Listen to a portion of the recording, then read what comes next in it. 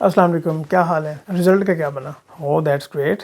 तो अभी क्या प्लान है आगे? इंडस्ट्रीज़ को ज्वाइन करना है, फर्म को करना है, या पाकिस्तान से बाहर जाने का प्लान है? दैट्स गुड यार। अपनी क्या बताऊं कि पहले तो मैं यही सोच रहा हूँ कि पाकिस्तान में कोई ऑडिट फर्म ज्वाइन करें, और उसी को लेके कोई पिछले वीक की अगर मैं बात करूँ तो 10 से 12 फर्म्स में अप्लाई कर चुका हूँ। फिजिकली जाके सीवीज भी ड्रॉप की हैं, लेकिन रिस्पॉन्स उस तरह से पॉजिटिव नहीं आ रहा।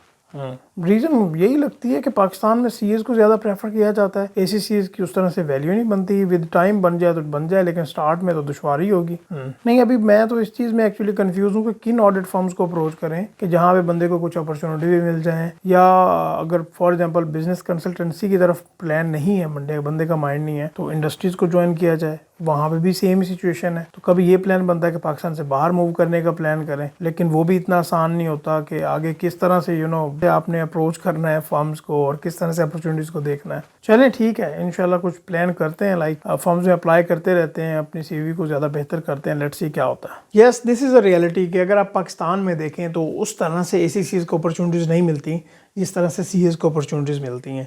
आप बिग फोर में जाएं, पीडब्ल्यूसी, केपीएमजी, डिलॉयट, ईवाई, इसके अलावा भी बाकी फर्म्स हैं, तो यहाँ पे आप देखोगे कि सीएस को ही ज़्यादा प्रेफरेंस मिल रही होती है। इवन इंडस्ट्रीज़ की भी बात करें तो what is the solution actually. और यहाँ पे कुछ स्टूडेंट्स के पार्ट पे तो गलत नहीं है, ज़रा गौर से देखिएगा। एक्चुअली आपको ये पता होना चाहिए कि सीए इंटर के बाद स्टूडेंट्स ने फर्म ज्वाइन करना होती है 3.5 साल की ट्रेनिंग के लिए, और एसीसीएस में 3 साल का प्रैक्टिकल वर्क एक्सपीरियंस है।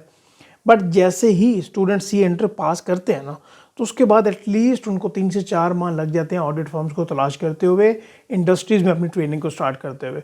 सो देर पहली बात तो यह है, there is nothing to be panic about, कि आपको पैनिक नहीं होना कि हाँ ठीक है आपने सारे पेपर पास कर लिए या आप फाइनलिस्ट हो, आपने फर्म को ज्वाइन करना है और आपको लाइक 1-2 वीक हुए हैं या 3 वीक हुए हैं या इवन 1 मंथ भी हो गया है और आपको उस तरह से अपॉर्चुनिटीज़ नहीं मिल रही, तो इसका मतलब ये नहीं है कि आप परेशान हो जाएं। You have to look for the better opportunities, right.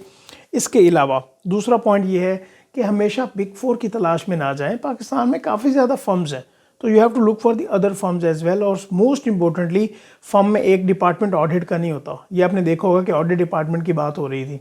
ERP department होता है, टैक्सेशन का डिपार्टमेंट होता है, एडवाइजरी का डिपार्टमेंट होता है। और आपको ये भी पता होना चाहिए कि ऑडिट की सर्विसेज पाकिस्तान में रहते हुए एसीसीज उस तरह से प्रोवाइड नहीं कर सकते। ऑडिट रिपोर्ट को साइन करने की अथॉरिटी एसीसीज के पास नहीं होती है, तो फिर क्या बाकी ऑप्शंस अवेलेबल हैं? टैक्सेशन में आप करियर बना सकते हो, ईआरपी में अपना करियर बना सकते हो, एडवाइजरी में करियर बना सकते हो। मोस्ट इंपॉर्टेंटली यहाँ पे मैं ईआरपी की अगर बात करूँ, काफ़ी ईआरपी के सॉफ्टवेयर्स होते हैं, राइट। तो आपको ये भी पता होना चाहिए कि ईआरपी में जो स्कोप है वो बहुत ज़्यादा है। आप गूगल करें, अपने हाथों से गूगल करें, देखें वहाँ पे कि सैलरी पैकेजेस में कितना डिफरेंस है। ईआरपी जॉब या सैलरीज के अलावा ईआरपी कंसल्टेंसी की बात करें तो इसमें काफ़ी ज़्यादा स्कोप है। और आप खुद गूगल करें कि फ्रीलांसिंग पे इसकी कितनी ज़्यादा डिमांड है और क्लाइंट्स जो हैं उससे कितनी चार्जेबिलिटी हो रही होती है। ईआरपी के अलावा टैक्सेशन की सर्विसेज काफ़ी अच्छी प्रोवाइड की जाती हैं, एडवाइजरी की जाती हैं। तो ऑडिट के अलावा आपको इन डिपार्टमेंट्स के बारे में, इन सेगमेंट्स के बारे में भी सोचना चाहिए अगर आप बिजनेस कंसल्टेंसी फ्यूचर में करना चाहते हो, या आपका माइंड है कि इसी फील्ड में रहते हुए, कंसल्टेंसी की फील्ड में रहते हुए आपने किसी फर्म को ज्वाइन करके जॉब करनी है। तो इसमें काफ़ी अच्छे स्कोप्स होते हैं। इसके अलावा आप इंडस्ट्रीज़ को भी ज्वाइन कर सकते हो। अच्छा, इंडस्ट्री की ज्वाइनिंग की अगर हम बात करें तो हमेशा आप सोचते हो और बंदे की ख्वाहिश होती है कि भाई हमेशा बंदा टॉप नॉच इंडस्ट्रीज़ को ज्वाइन करे, कंपनीज़ को ज्वाइन करे, मल्टीनेशनल्स को ज्वाइन करे। बट सबको उस तरह से अपॉर्चुनिटीज़ नहीं मिलती। तो you have to shortlist कि आप 10 से 20 या 30 कंपनीज को सिलेक्ट करें, वहाँ पे उनकी वेबसाइट से देखें, उनके एडवर्टीजमेंट जो सोशल मीडिया के अकाउंट्स होते हैं लिंक्डइन वगैरह पे, कि वहाँ पे किस तरह से उनकी रिक्वायरमेंट्स हैं और आप किस तरह से अप्लाई कर सकते हो। तो उनको भी आपको अप्रोच करना चाहिए। मोस्ट इंपॉर्टेंटली ये तो बात हो गई कि ठीक है जी आपको कहाँ कहाँ देखना चाहिए, बट कैसे आप सीए से ज़्यादा एज ले सकते हैं, ये बहुत ज़्यादा इंपॉर्टेंट है। आपके पास एक क्वालिफिकेशन आ गई, तो एक तो आपके पास ये एज है कि सीए इंटर तक उस तरह से क्वालिफिकेशन नहीं होती, बाद में उनको पेपर्स भी पास करना पड़ते हैं। तो आपके पास एक एज है कि आपके पास एक क्वालिफिकेशन है, आप एफिलिएट हो अगर आपने सारे पेपर पास कर लिए हुए हैं। अगर नहीं भी तो आपके कुछ 1-2 पेपर रह गए हो गए होंगे। तो आप किस तरह से अपनी एज ले सकते हो? स्किल्स पे काम करें, अपनी सॉफ्ट स्किल्स के काम करें। कम्युनिकेशन बहुत ज़्यादा की होती है, the way you dress, the way you speak, तो ये काफ़ी ज़्यादा इंप्रेशन डालता है इंटरव्यूअर के ऊपर। किस तरह से आप ऑर्गेनाइजेशंस को अप्रोच कर रहे होते हो, अपना एचआर के सामने अपना पॉइंट ऑफ व्यू रख रहे होते हो। उसके बाद मैनेजर के साथ इंटरव्यू है, तो किस तरह से उसको सेटिस्फाई करना है, उसको आंसर करने हैं ताकि वो सीए से ज़्यादा आपको प्रेफर करें। राइट। इसमें एक रेफरेंस का फैक्टर भी होता है कि अगर आपको कोई जानने वाला है किसी कंपनी में काम करता है तो उसके थ्रू एटलीस्ट आप इंटरव्यू की हद तक पहुंच जाते हो, तो वहाँ पे इंटरव्यू में आप अपने आप को मनवा सकते हो, राइट। इसके अलावा कुछ टेक्निकल स्किल्स होती हैं वो भी रिकमेंडेड है, लाइक एक्सेल पे वर्किंग होती है, उसके बारे में सीखें।